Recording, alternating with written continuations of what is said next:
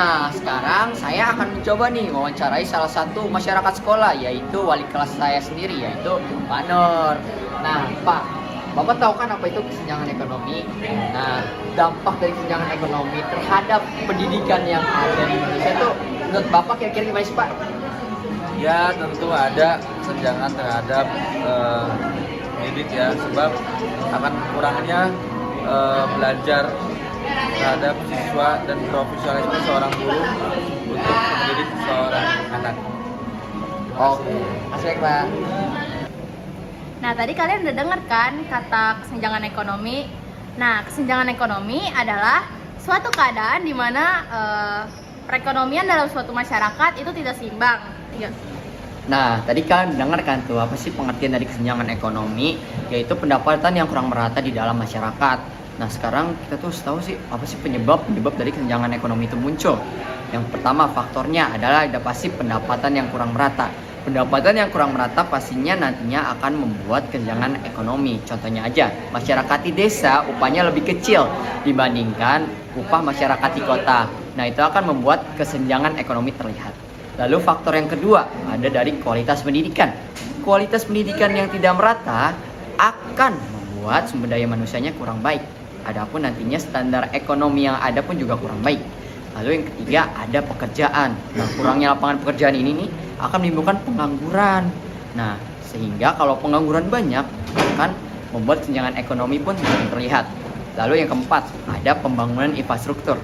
Jika pembangunan infrastruktur bisa berjalan dengan lancar, maka pembangunan ekonomi pun akan merata, standar ekonomi pun akan tercapai dan tidak ada yang namanya kesenjangan terlihat dari pembangunan. Lalu yang terakhir, adapun yang namanya demografi usia. Nah, jika usia produktif lebih banyak, maka sumber daya manusia yang ada dalam usia produktif itu akan membuat standar ekonomi meningkat. Kebalikannya, walaupun jika usia produktifnya sedikit, maka standar ekonomi yang ada akan turun. Nah, kemudian ada dampak dari kesenjangan ekonomi.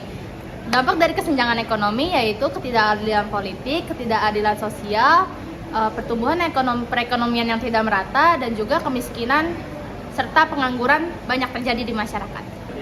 Nah, setelah membahas dampak kesenjangan ekonomi, di sini saya akan bahas ada yang namanya ketimpangan pendapatan. Apa sih ketimpangan pendapatan itu? Jadi, ketimpangan pendapatan adalah suatu dimensi untuk mengukur suatu negara karena implikasinya mampu menanggulangi kemiskinan. Nah, kan kalian udah pada tahu pengertian ketimpangan pendapatan. Nah, sekarang gimana sih cara untuk mengukurnya? Cara untuk mengukurnya ialah menggunakan koefisien Gini. Semakin tinggi nilai koefisiennya, maka semakin tinggi pula ketimpangannya. Nah, setelah membahas ketimpangan pendapatan dan cara mengukurnya, di sini ada yang namanya kurva Lorenz. Apa sih kurva Lorenz itu?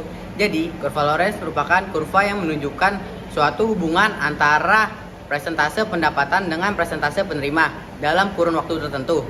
Biasanya di berbagai negara itu kurun waktunya dalam 1 tahun. Nah, sekarang ada yang namanya indeks Gini. Indeks Gini merupakan ukuran dari distribusi pendapatan. Teori ini dikembangkan oleh para ahli yang bernama Corrado dari Italia pada tahun 1912. Nah, jadi kalian tadi udah nyaksiin kan jawaban-jawaban dari kami terkait pertanyaan-pertanyaan dari aktivitas 3.1 yang kita kerjakan sebelumnya.